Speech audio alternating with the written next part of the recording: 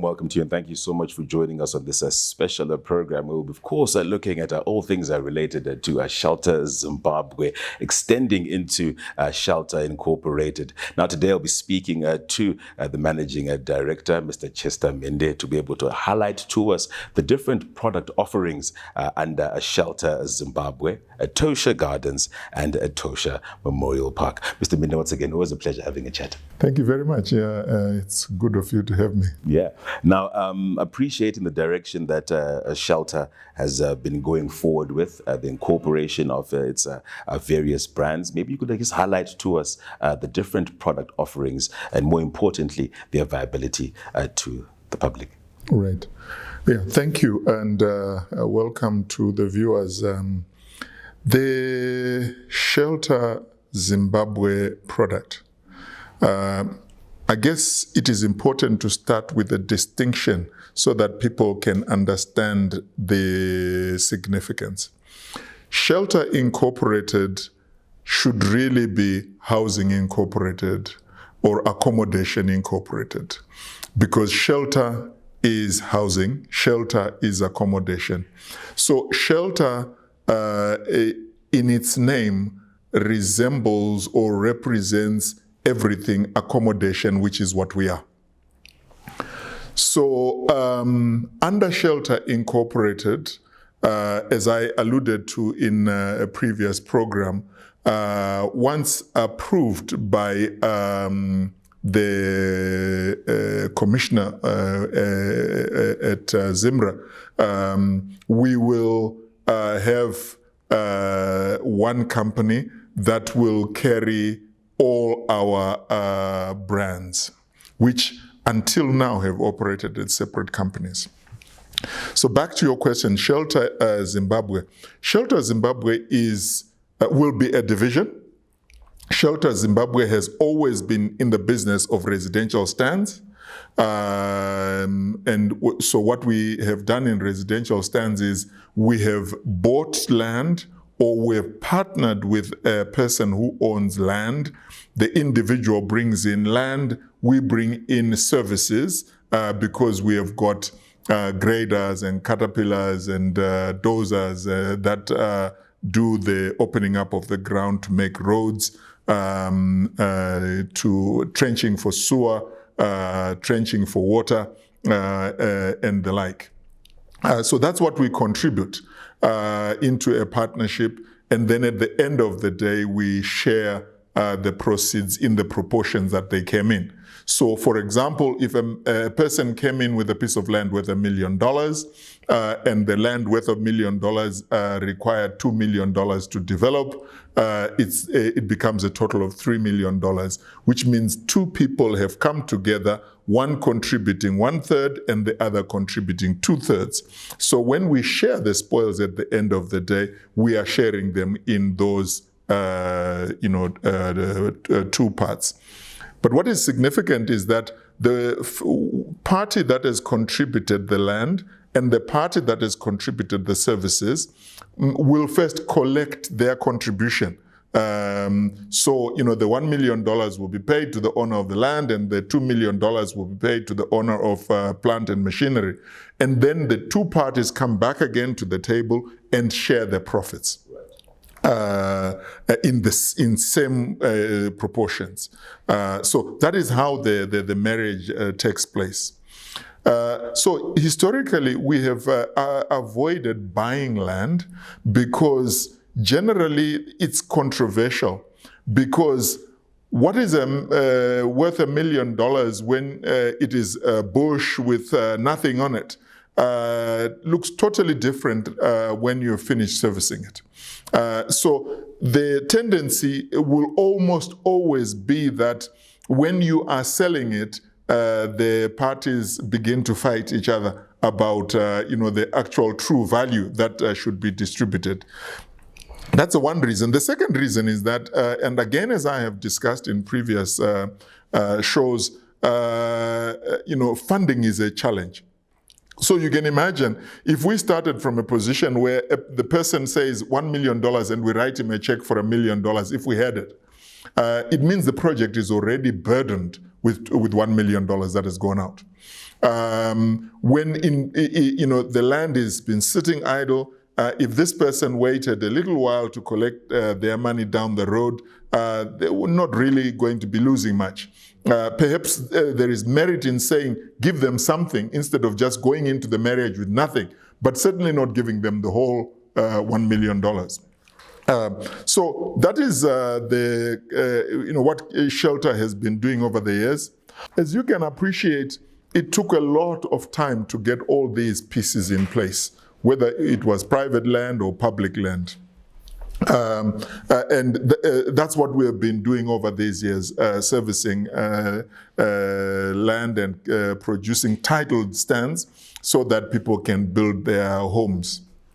Title is critical because you want to know your four corners, and you want a piece of paper that gives you a right to that.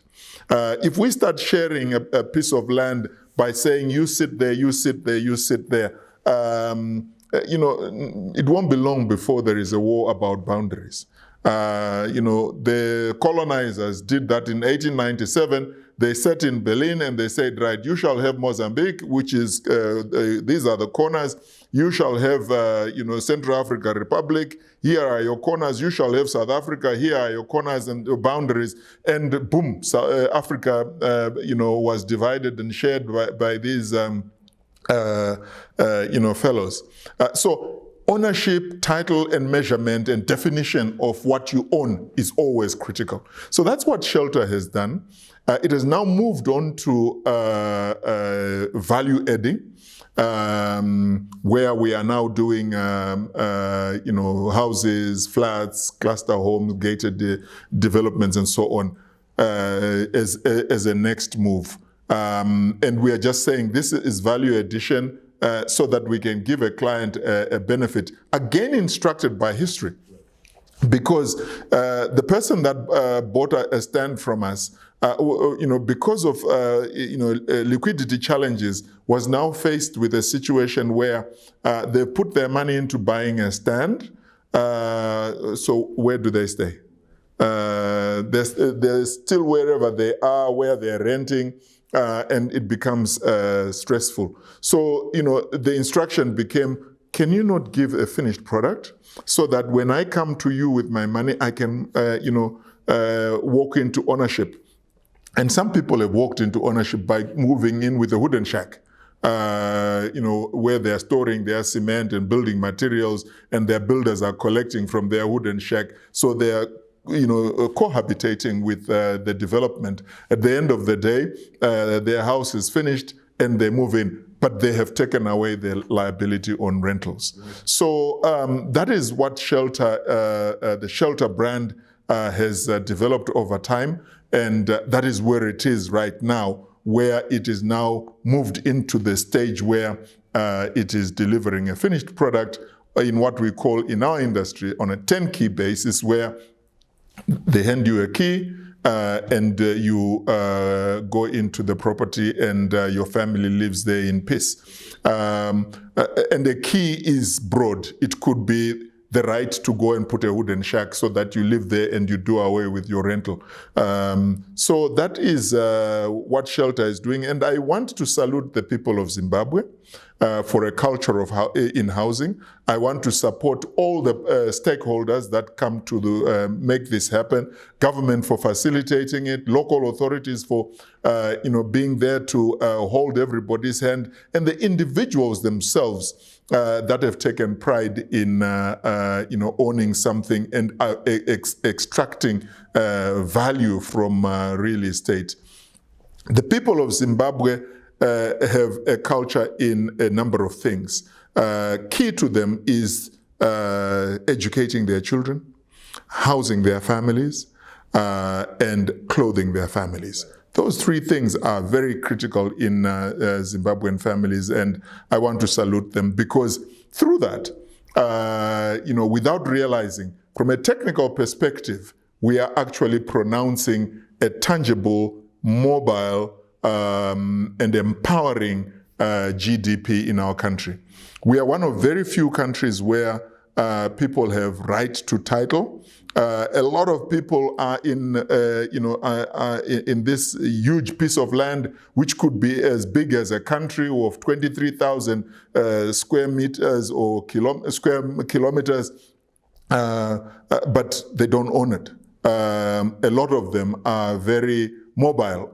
You find them in the north, then in the south, in the middle, in the north, the west, east, and so on, without a right of claim that is measurable, that can be deposited, that can be inherited in forming a legacy. So that is the journey that we have traveled with Shelter Zimbabwe, to get to where we are. So when you look into us in the future, you're going to see us go into two stages. The one is we're going to be constructing and selling constructed structures, and as capacity permits, we will then go into ownership, because as the economy unfolds, the rental market kicks in, so we will be availing rental stock. We don't have rental stock at the moment. We do have, but it's a limited quantity, but we will have rental stock in meaningful quantity down the road. I would say, maybe 5-10 years from now? Quite the journey that Shelter Zimbabwe has gone through. And when we come back after this break, I'm looking forward to hearing a bit more about Etosha Gardens product line in line with Etosha Memorial Park. Thank you very much. All right, we'll take a short break and be right back with more.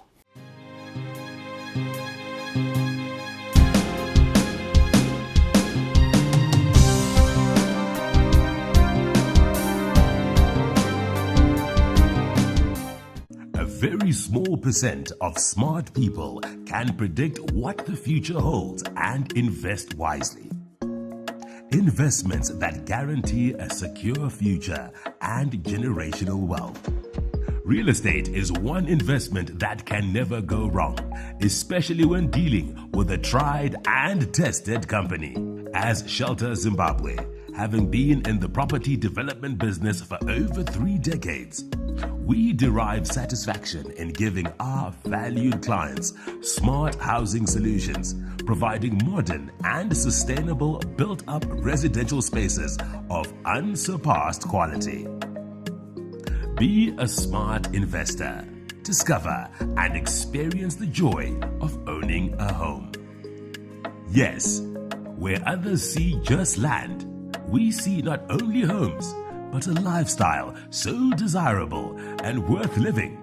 A redefinition of urban living in a modern, urban, and serene environment. Witness the beauty of a worthwhile and secure investment by a team which brings it all together and dedicated to achieving extraordinary results. With us, you can get a service stand where you can build your dream home to suit your unique taste and style, as we offer an assortment of high, medium, and low density housing options. We are there to create endless possibilities. Our ultimate desire being to build homes specifically designed with you in mind, to give you the luxury and comfort you deserve. With 1-bedroom apartments for young professionals, 2-bedroom apartments for growing families, and spacious 3-bedroom apartments with ample space for maximum expression. At Shelter Zimbabwe, your dream home is just a step away.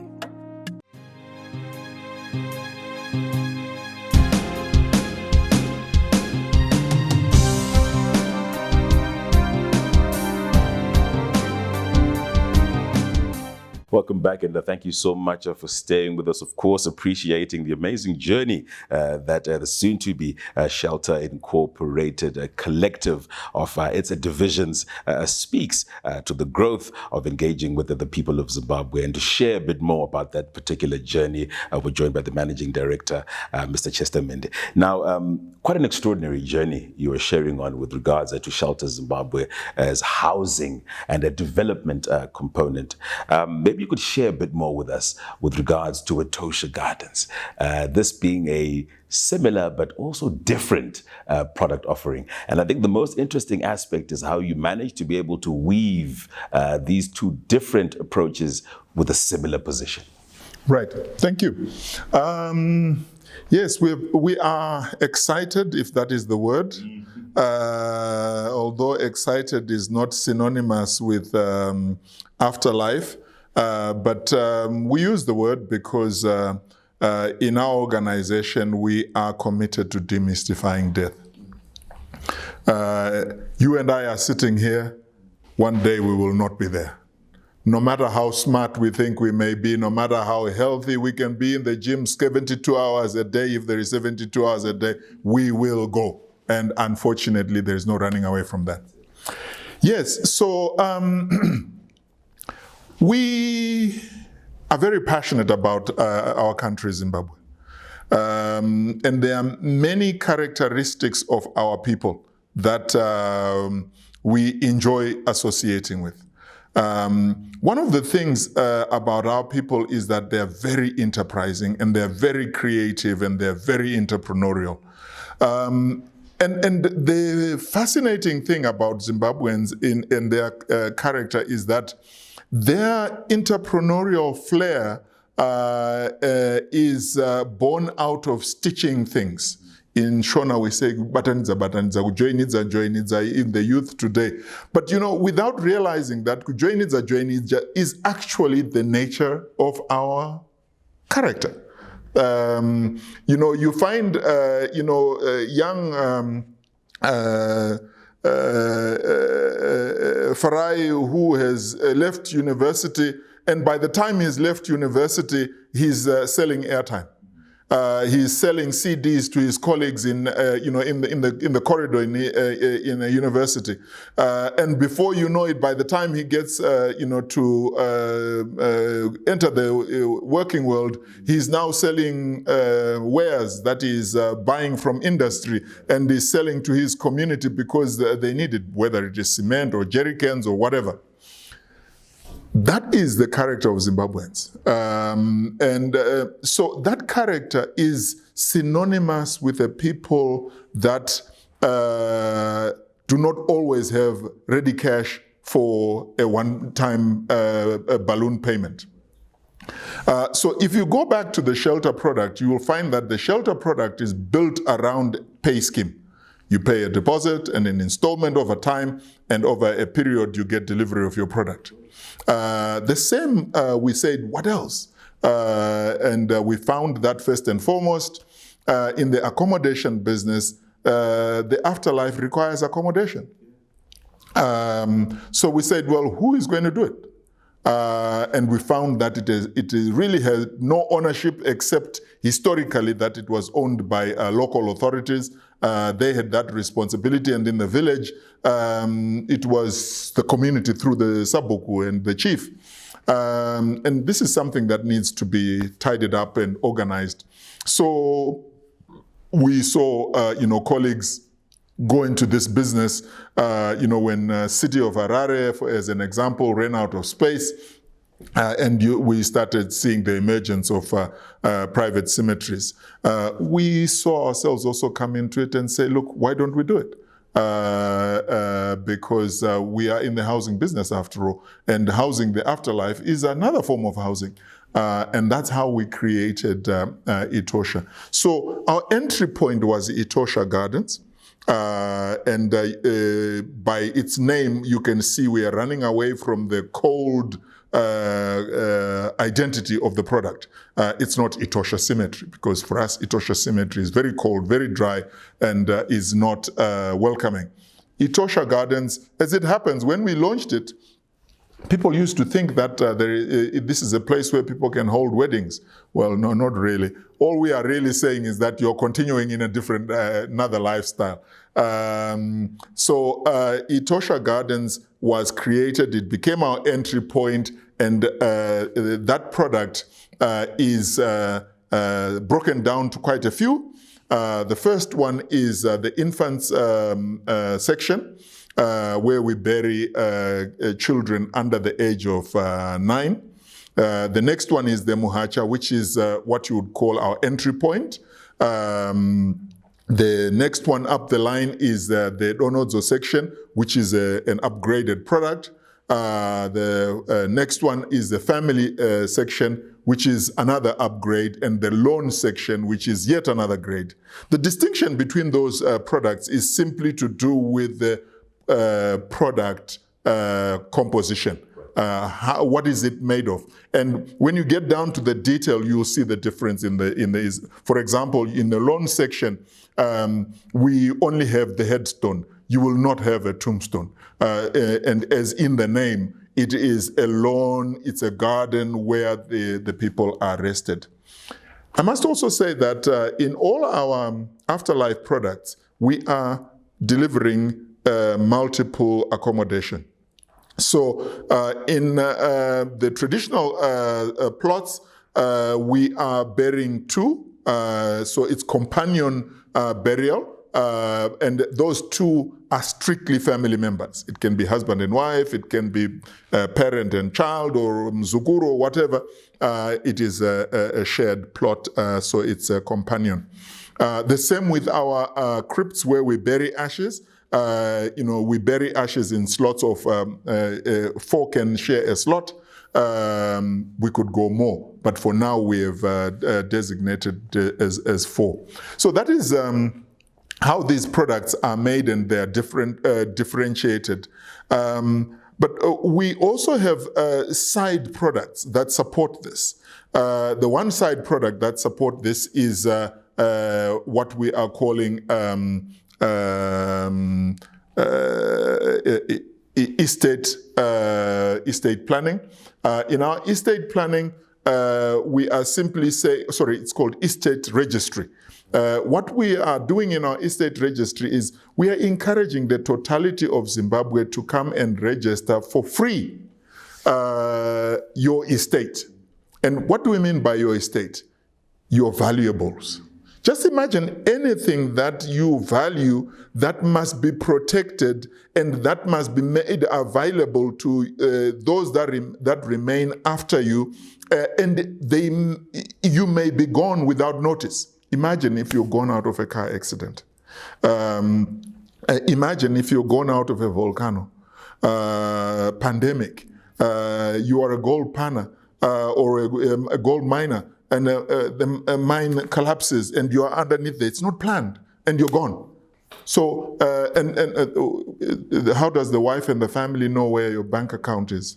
Your funeral policy. Can you imagine the number of people today who are being buried on a cash basis when they have a funeral plan? So it's those valuables that we are saying, these are valuables that a lot of people don't want to share with their families, but they must be somewhere, stored somewhere. So our estate registry is asking that you entrust us with this information. Don't give it to us as in the actual policy document or your bank card. No, we don't want that. All we want is for you to register that you have a bank account with X bank, the account details, and you have insurance, whether it is life or it is funeral policy. Those valuables that you want to be available in the event that you should depart unexpectedly. So that estate registry is for us a critical product. That product is accompanied by another one, which is called Ashaya. What this product basically is saying is, you have a toll-free number, call this number, immediately you are visited by death. And say, ndiriwo kwa Chinamora, baba vashaya, vanga vachirwara, tiri kumabvuku, pa number 2732, munarugare. And share with us what you think you can share with us. Like, do you want us to call the police? Do you want us to call a parlor? Do you have a funeral policy so that the body can be removed? Do you want us to announce to the family members that munashaya? Because a lot of people, when they are struck by that, they freeze. They don't know what to do next. And we are saying, because we are not emotionally involved, why don't you announce it to us and let us be the administrators who is unattached to the emotion, to the development. We're not asking to be a parlor, not at all. We're simply asking to be a messenger. so that we can help you organize. And this is born out of the fact that Etosha is about preparedness, Etosha is about gadziriro, and we are saying, can we help you do that so that this thing is done neatly and tidily? The next one is kumusha ekaya. What we are saying is, a man or woman is working in Harare, but his roots are in Gweru for whatever reason, or his roots are in Sanyat, Cholocho, wherever it is. We are saying, we want to come and bury you there and give you a decent burial. Our job is to dig the grave, prepare the grave. Your pala brings the body, lays the body down, and we close and tidy up the grave, so that at the end of the day we have cemeteries that are neat and presentable, not with these huge mounds with the mapoto, they're looking scary. No, something neat and presentable, so that people can coexist with these cemeteries. That's what we're asking for. And I need to emphasize very, very, very, very strongly that at no time is Etosha desirous of being a pala. Not at all. If you look at Harare, if you look at Zimbabwe, there is hundreds of these palas. Why do we want to repeat them?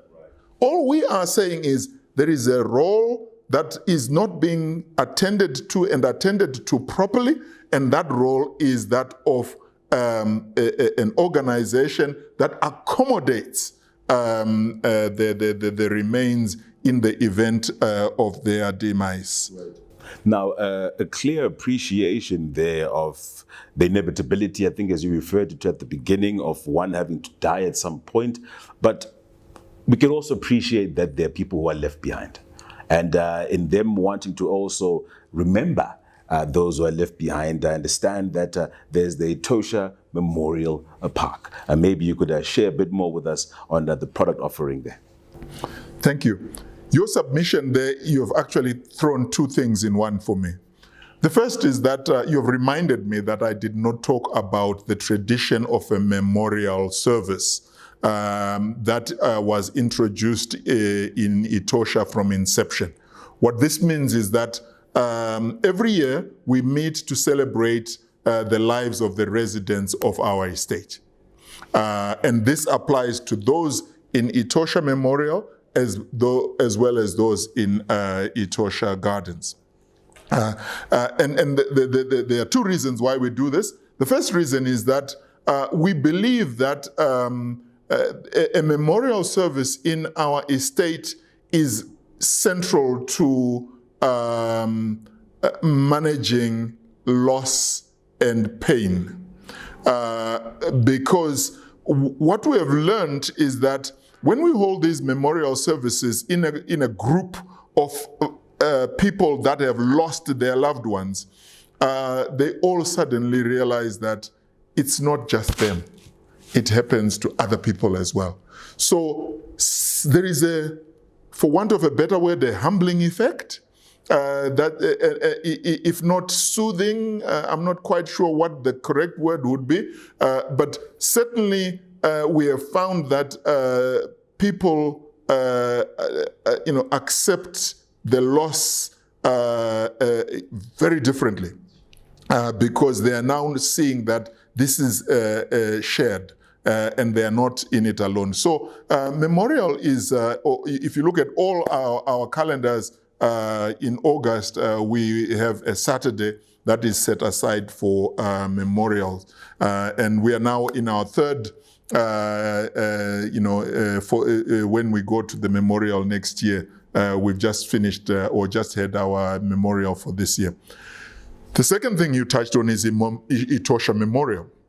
Etosha Memorial Park is, as in the word, a park.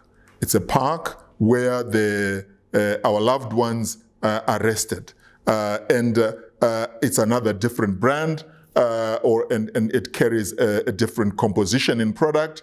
And in the Etosha Memorial Park, you will find the Munyaradzi section, you will find the Mhende section, you will find the crypt section. Now, Munyaradzi and Mhende are simply different offerings in your traditional plots, which are also companion plots, in other words, two bodies. And the difference between those two is that the Munyaradzi product is a face brick product, and the Mhende product is an all granite product. Then the crypt is where we bury ashes.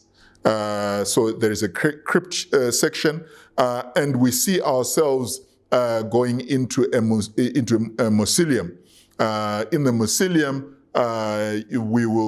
we see ourselves burying ashes, bodies, and having a memorial wall where people may deposit in whatever form, even if it's just in name, the name of their loved one who did not necessarily come to rest in our estate. Him or she may have rested in the Middle East, in America, or wherever, but the body didn't come, but will be celebrated in our estate, on a plaque in a memorial wall, remembering our dear departed. So that is the Etosha Memorial.